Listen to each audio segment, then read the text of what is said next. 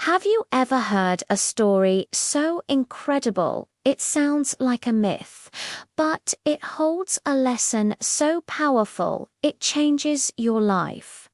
Today, we're diving into one such tale from ancient India, a story of courage, faith, and a little boy who did the impossible. This is the story of how baby Krishna lifted an entire mountain. Our story begins in the beautiful, idyllic village of Vrindavan, nestled by the Yamuna River. Life here was simple and joyous. The people, known as the Vryovasis, were dairy farmers who lived in harmony with nature. At the heart of this community was a mischievous, bright-eyed boy with a captivating smile, the beloved Krishna. Every year, the people of Vrindavan would prepare a grand festival. They would gather the finest grains, the sweetest fruits, and gallons of fresh milk and yogurt. But this celebration wasn't for just anyone. It was an offering to Indra, the king of the heavens and the god of rain and thunderstorms.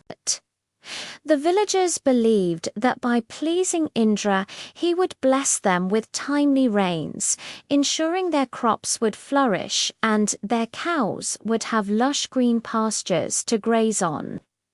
As this year's preparations were in full swing, young Krishna watched with curious eyes. He saw the villagers bustling about, their faces a mix of devotion and a little bit of fear. He approached his father, Nanda Maharaja, the village elder.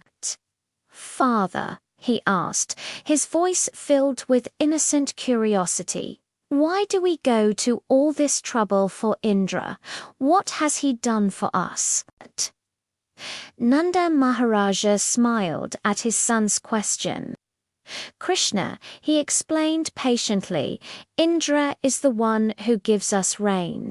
Without rain, our fields would be barren, and our cows would go hungry. We offer him this puja, this worship, to show our gratitude and to ensure he continues to bless us." Krishna listened intently, but a thoughtful frown creased his brow. "But father," he countered, "isn't it the Govardhan hill that truly sustains us? The hill gives our cows fresh grass. The forests on its slopes provide us with fruits, wood, and herbs. The streams that flow from it give us clean water. The clouds bring rain, yes, but they rain everywhere, not just on us because of our offering. Shouldn't we be worshipping the Govardhan Hill, which is right here, directly providing for us?" His words, though simple, were filled with a profound wisdom that resonated with the villagers who had gathered around to listen. They looked at each other, a new understanding dawning in their eyes. Krishna's logic was undeniable.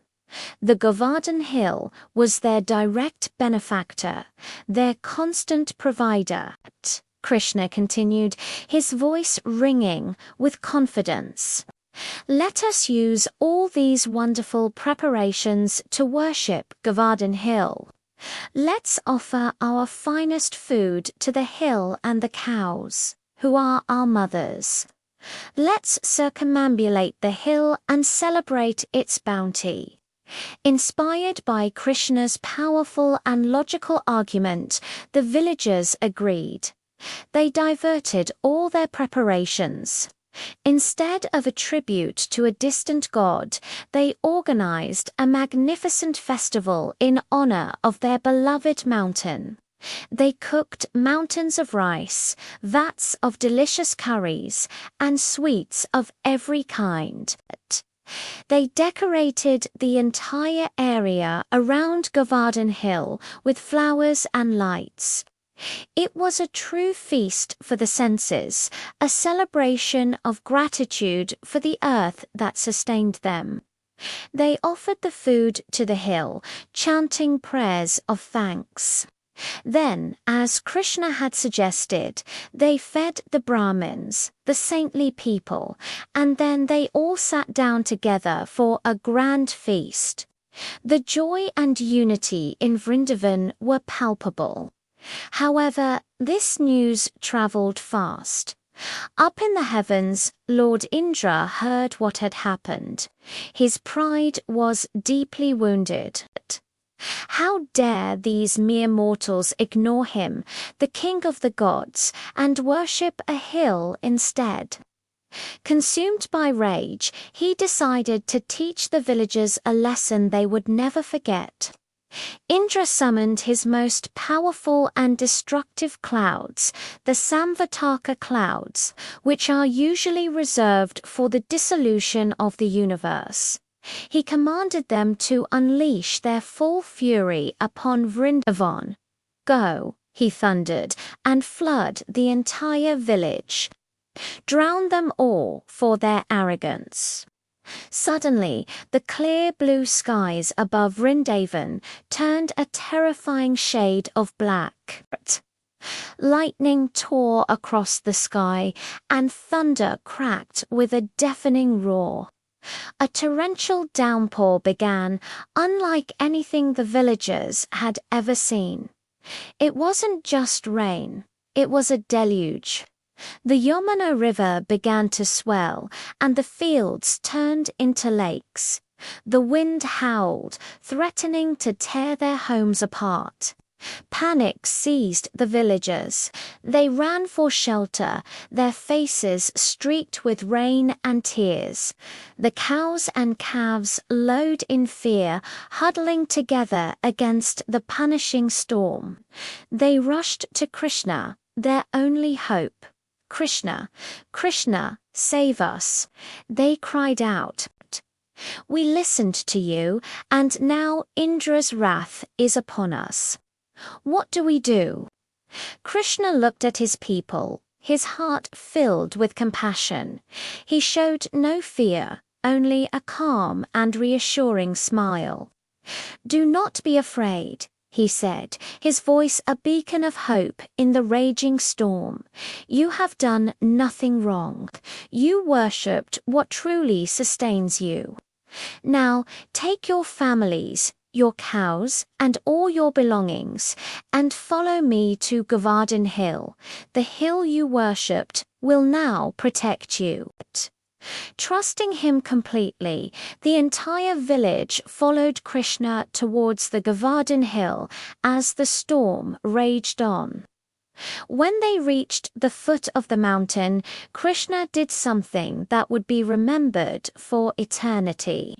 He walked to the center of the hill, bent down, and with the effortless grace of a child picking a mushroom, he lifted the entire Govardhan Hill into the air. He held it aloft on the little finger of his left hand, creating a giant, perfect umbrella. The villagers stared in absolute awe, their fear replaced by utter disbelief and wonder. The massive mountain, which had seemed so permanent and unmovable, was now floating above them, held up by a 7-year-old boy. "Come," Krishna called out, his smile as bright as ever. "Come under the shelter of Govardhan Hill. Here you will all be safe." One by one, the villagers, along with all their cows, calves, and bulls, moved under the vast mountain. Miraculously, there was enough space for everyone.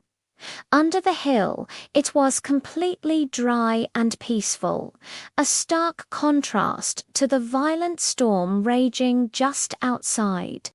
For 7 days and 7 nights, Krishna stood there, holding the mountain without any sign of fatigue.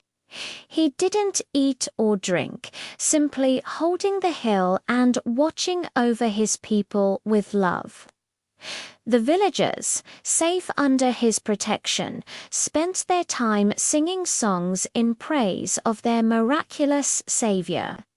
They completely forgot about the storm, their hearts filled with nothing but love and gratitude for Krishna. Meanwhile, Indra watched from his celestial abode, his fury slowly turning to astonishment. He had unleashed the full force of his power, yet not a single hair on the heads of the Vrindavan vases had been harmed. He realized he was not dealing with an ordinary boy. This child possessed a power far greater than his own. Humbled and his pride completely shattered, Indra called off the storm. The clouds parted, the rain stopped, and the sun shone once more upon a cleansed and renewed Vrindavan. Krishna gently placed Govardhan Hill back in its exact original spot. The villagers emerged from their shelter, blinking in the bright sunlight. They rushed towards Krishna, their hearts overflowing with love. They embraced him, sang his praises, and danced in celebration of their incredible savior. Indra himself descended from the heavens. He fell at Krishna's feet, begging for forgiveness for his arrogance and pride. Krishna, ever compassionate, forgave him, teaching a valuable lesson about true divinities, not about power and ego, but about love and protection. And so, the story of Krishna lifting Govardhan Hill became a legendary tale. It's a story that teaches us to have faith, not in distant, demanding powers, but in the divine presence that is always with us, protecting and providing for us. It teaches us that true worship is gratitude, and true strength comes from love and humility. Thank you so much for joining me on this incredible journey today. If this story touched your heart, please give this video a thumbs up.